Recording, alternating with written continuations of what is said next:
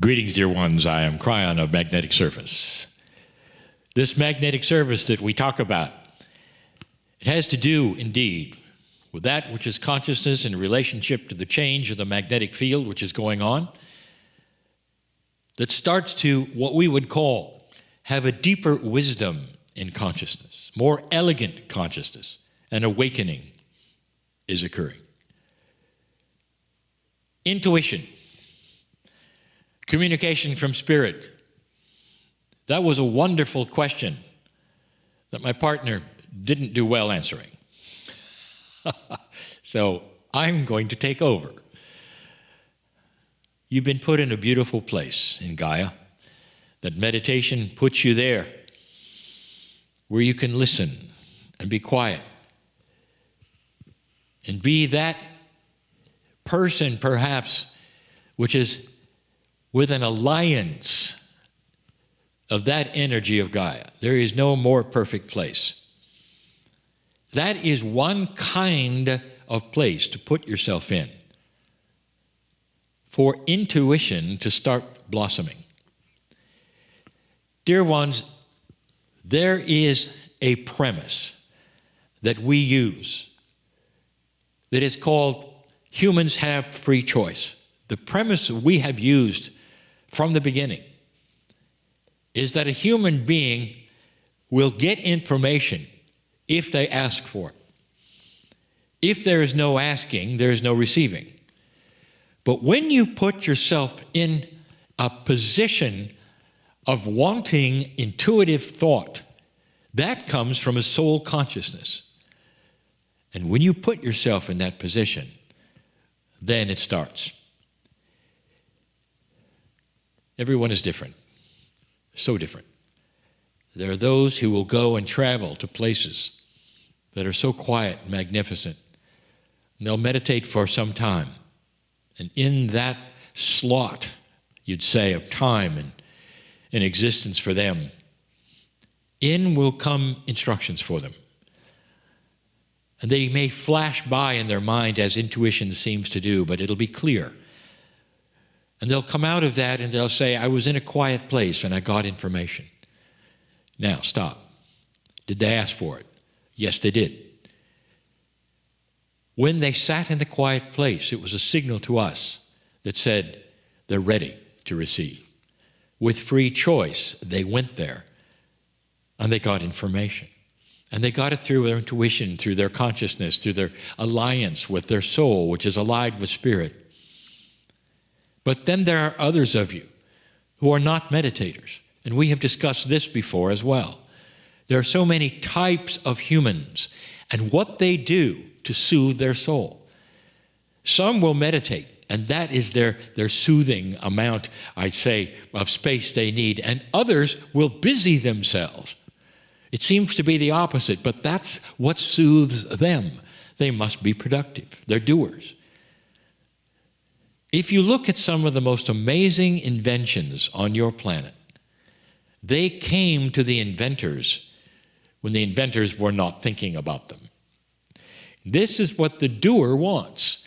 The doer says, I will do this and I'll do that, and along the way, an intuitive thought will come when I don't expect it, and I'll know something I didn't before. So have they asked for it? Yes. Because they were doers, and they said, by doing this, I'll receive something I need, an intuitive thought which will push me into an area I didn't expect. Here's what I'm telling you. Every single human being who wants to have intuitive thought from spirit, messages, if you wish, from spirit, from your soul, about the new direction you're supposed to take, it requires the free choice of you saying, this is what I'm going to do.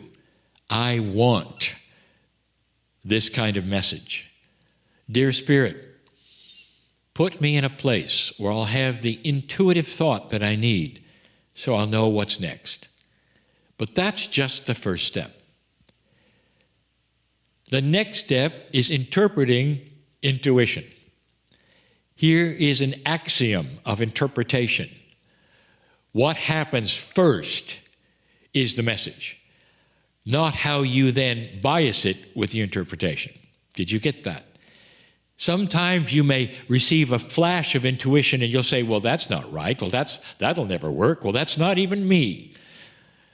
You'll be right. It isn't you, and that's the whole point. It's pushing you to a place you would never have gone. It's an idea or a concept that's something you didn't expect. Or perhaps you have a little quick vision of a beach or something, and you're nowhere near a beach. But this is the message. Go find one. There's somebody you're to meet. Go stay somewhere that you would never stay before because something is going to happen there. That is how we communicate. Number one, your free choice to say, I want it. Number two, to put yourself in what's comfortable for you, whether it's a meditation or being busy or disengaging your mind or something that you know is a time when you receive things. You put yourself there on purpose and wait. And in that, even busying yourself, you're waiting. Because in the cracks of that not thinking about that which you want, it'll happen. Dear ones, this is the magic of the intuition. That's how we speak to you. There is a connection, a beautiful connection between you and your soul. In your consciousness, which belongs to your soul, not your brain, that is where intuition lives. And every so often, it talks to you. There are so many examples of beautiful intuition. My favorite is the mother who is about to go to sleep and has an intuitive thought that her child in the next room needs attention. And she gets up. And indeed, that child is in need of some kind of attention. And the mother then goes to sleep and says, what a beautiful thing we have as mothers. It's not just as mothers, dear. Your consciousness tweaked you for a moment and gave you that information. Get up and go to the next room. Now put it in a scale that's much larger. This is available to every single human being who puts themselves in a position of asking for it. And the mother may say, well, wait a minute, I didn't ask for it. And this leads you to that expression that is so often given of women's intuition. You were born for this. It is part of that which is raising children, intuitive thought of what they may need. This is asking because you, having the child, was just that. Dear Spirit, show me how to work with this child, how to have this intuition.